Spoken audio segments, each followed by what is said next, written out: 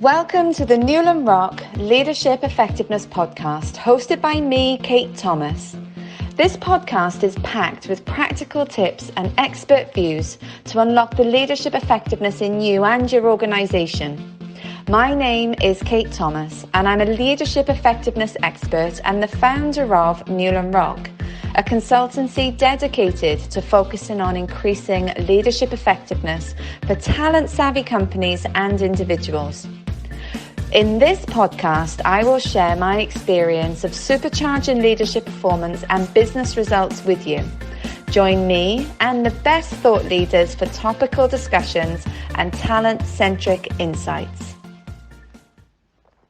Caroline, it's an absolute pleasure to have you join me for this Leadership Effectiveness podcast. And let me maybe say why. When I read your book, I was just turning every page, just going, yes. Oh my goodness, yes. And it was like reading something that was giving me every tip, trick and hack on how to be more effective. You know, not just from a leadership perspective, but actually in life as well. So it really talked to my science and analytical brain, but it also talked to this lifestyle brain or this lifestyle ambition just to live better and to lead better. So I'm absolutely thrilled that you said yes to having a chat with me, and we can share a little bit more with the NewlandRock audience today. Welcome. Well, thank you very much for having me. I'm really glad to hear that. That's kind of what I set out to do. So it's always nice to know that it kind of worked. So all good. Absolutely did.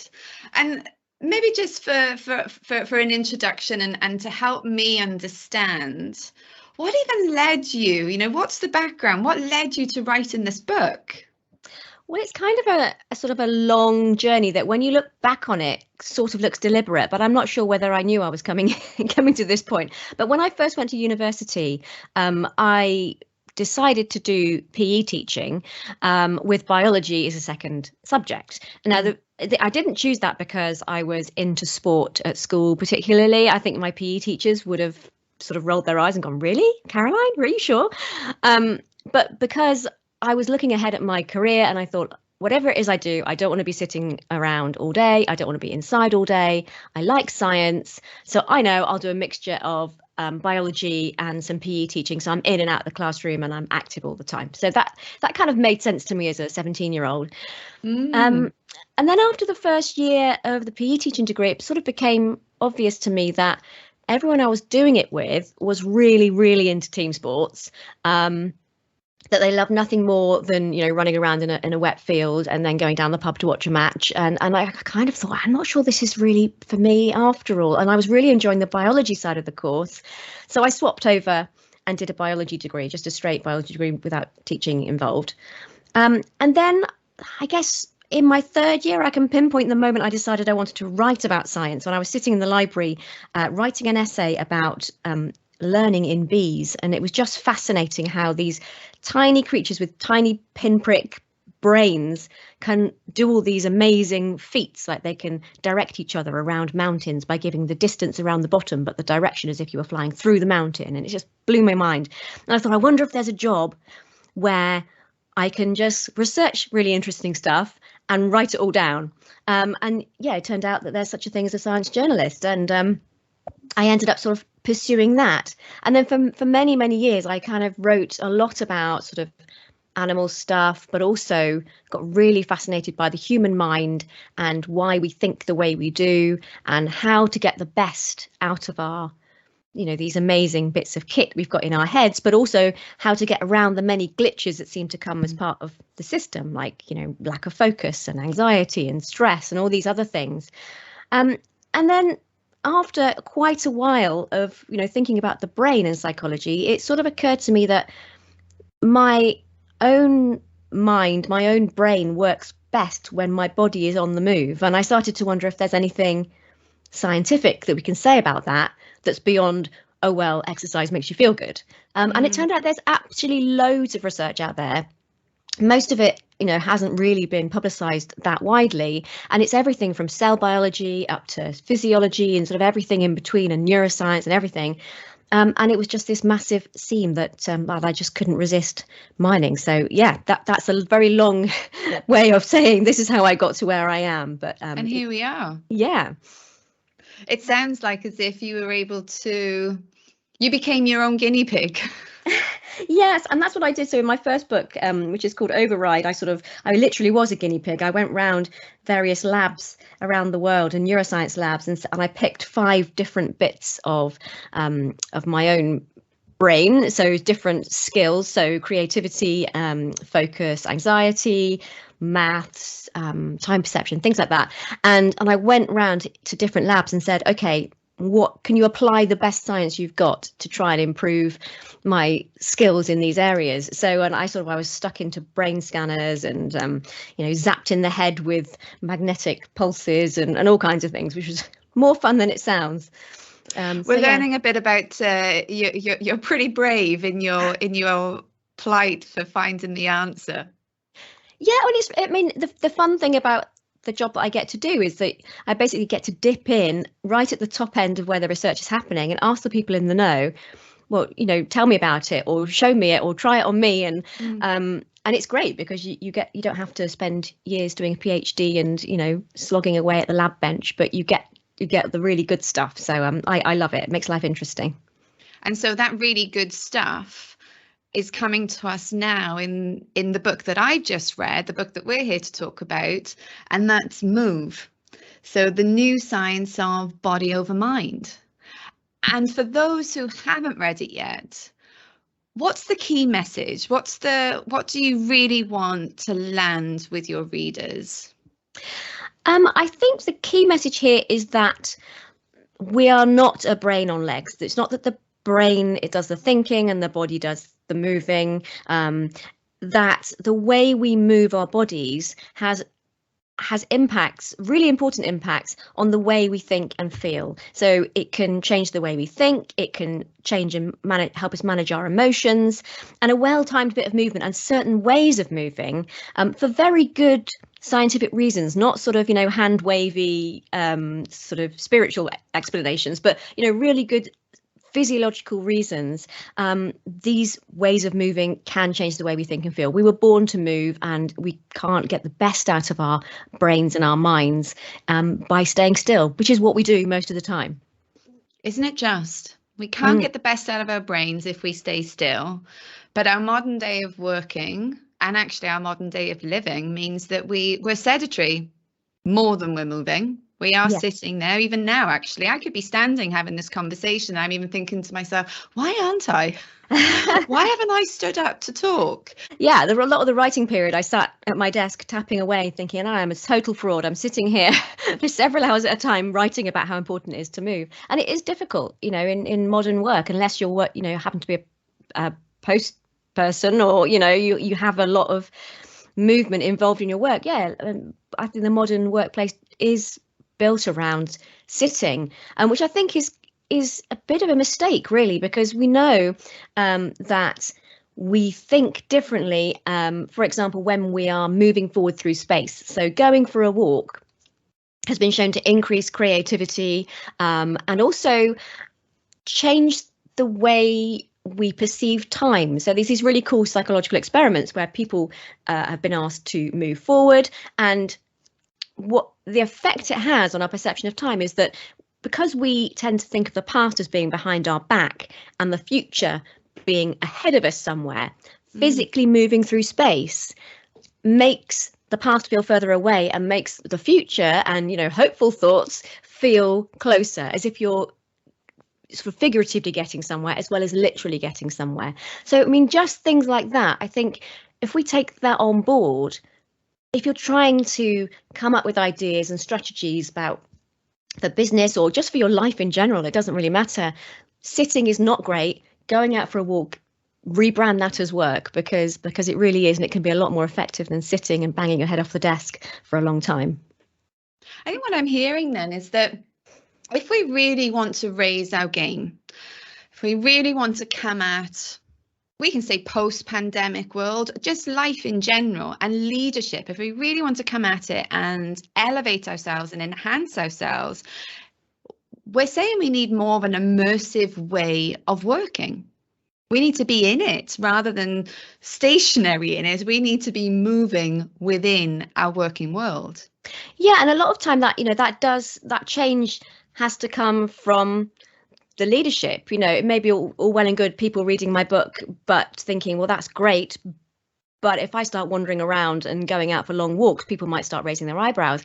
But, I do know sort of top managers that take their team out and say, right, let's go for a walk. And they have walking meetings and walking catch-ups. Their one-on-ones are done on the move. And that just makes everybody feel good. It makes the employee feel valued, and everyone can just feel like they can think more clearly and talk openly. And so, yeah, I think building it in at a cultural level is a really important thing to do, because then everyone feels a little bit freer to get up from their desks and think something else. Absolutely.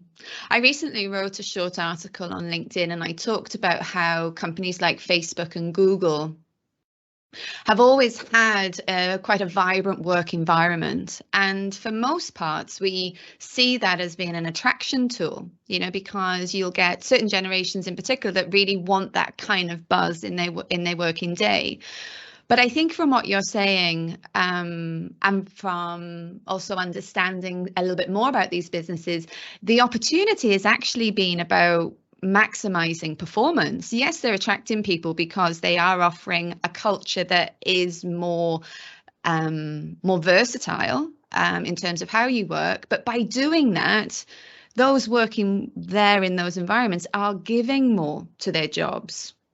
Absolutely. Yeah. I mean, not only because they feel valued and like somebody cares about their mental well-being, but also because, that makes people more productive. And when we know things like there is a hormone released from our bones that when we put our bodies under gravity and move is released from the bone. It's called osteocalcin, and this travels in the blood to the brain, and it has a role in memory. And not only memory, it seems to have a role in sort of reducing anxiety and stress as well. So just getting up, moving, putting some weight on your bones as much as possible, little and often throughout the day, it may well, improve focus, improve, performance.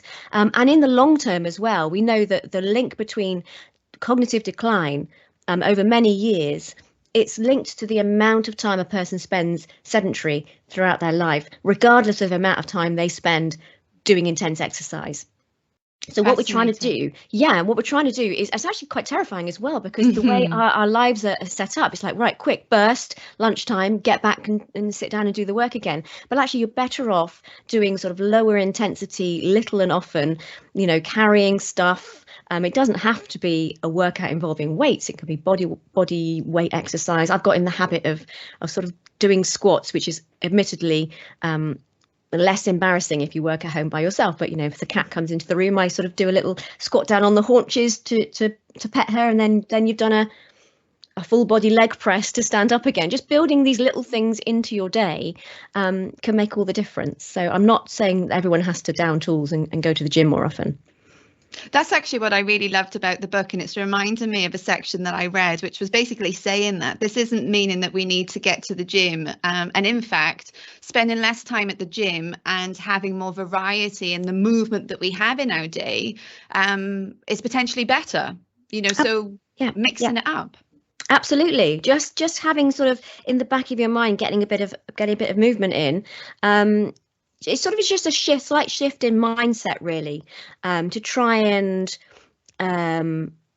just try and things like, I don't know, that the main change that I've made in my working day, apart from downing tools and going for a walk and not feeling guilty about it anymore, is that I sort of move around. So sitting, yes, is not great, but there are ways of sitting that are less bad than others. So sitting on the floor anyway, that's sort of bracing the core and, engaging your muscles, is much better than sitting slobbed on the sofa with a laptop on your knees, or just slumping in a chair.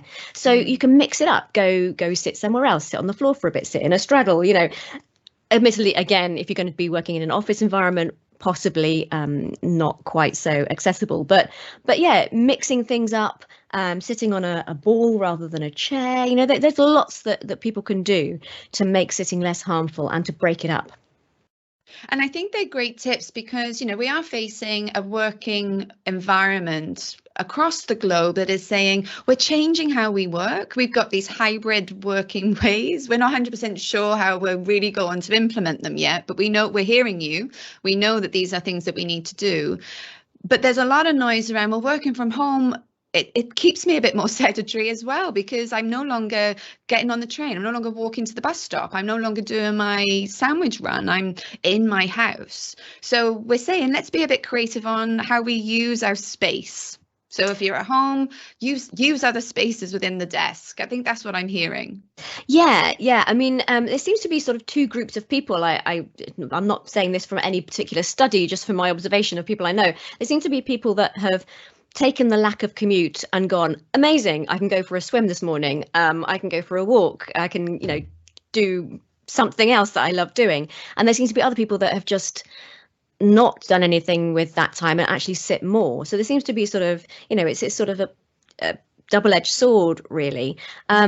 So yeah, I mean, I'm sort of quite lucky that I have a big, very boisterous dog that desperately needs to go out twice a day. So there's no, it's not non-negotiable. You're not getting out of it. Yeah, exactly. No, exactly. I'll just get annoyed all day if I don't. But yeah, you're right. We do need to sort of build it in. And one of the things that I do at home as well is when I've finished a bit of work, or I'm feeling particularly stressed or whatever, or clearing up for the millionth time, it seems, a day in the kitchen, whack some music on and have a dance around, because dance has got all these amazing benefits for body and mind, and is a real fundamental thing about what makes humans tick. And while I can almost feel people cringing as they listen to me saying that, but you don't have to do it with anybody else. But if you do move in synchrony with other people, that can make you feel a lot more connected to something bigger than yourself, which is something that I think we all need, especially when we're stuck at home a lot more. Yeah. And it's that lack of connection that a lot of leadership teams are really struggling with. I've been talking in my earlier podcasts about the Great Resignation, and one of the things that's coming up a lot is, well, we don't have that same emotional attachment to our organization as we might have, because we haven't actually been on the shop floor for 2 years.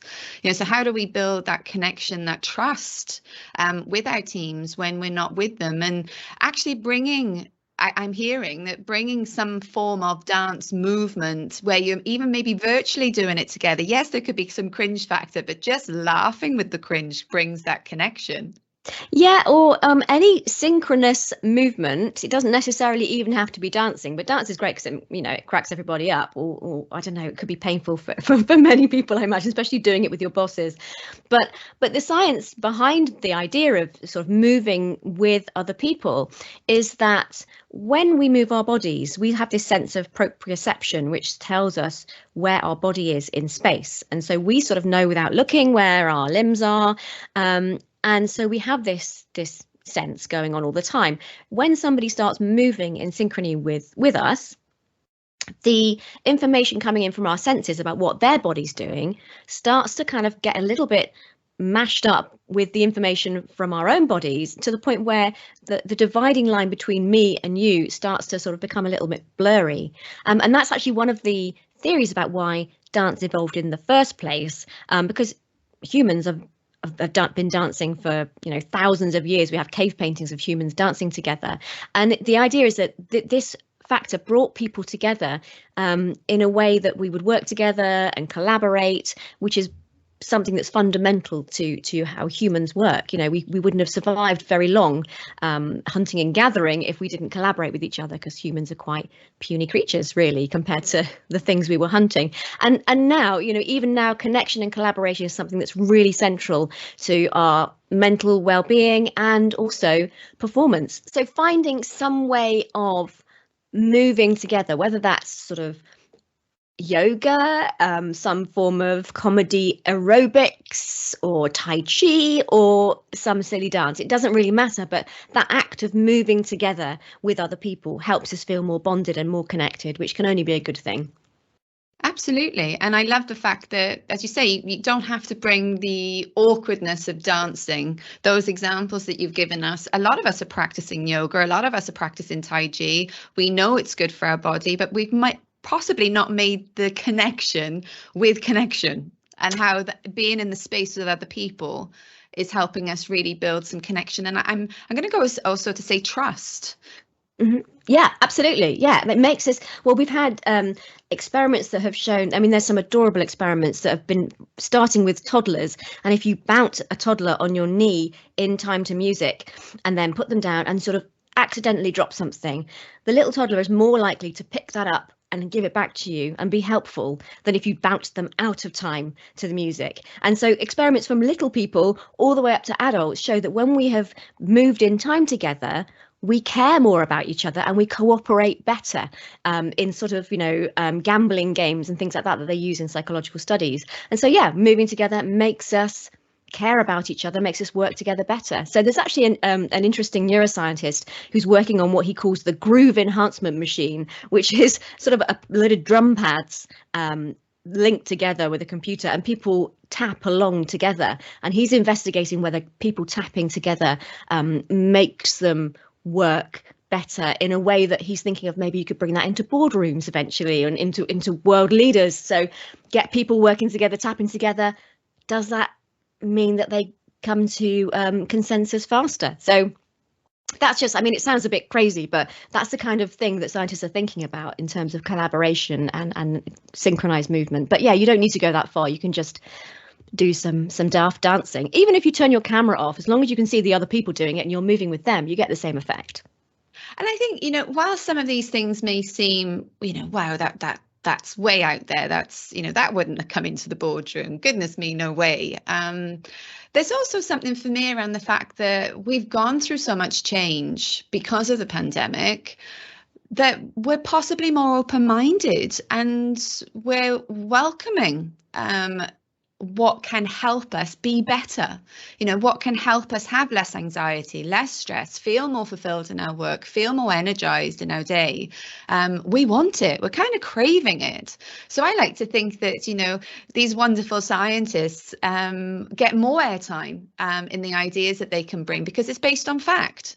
What you're telling me is that if we continue to live and work in the way that we have been, that point about cognitive decline, that's scary, and that's a problem. And it's definitely a problem for leaders who have a job to really boost a way of working and to be innovative and to be agile. Otherwise, their organizations fall behind.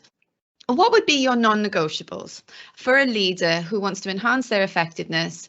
These are the things you really do need to start to listen to. These are the things you really do need to start putting into your practice, not just your knowledge, but your body.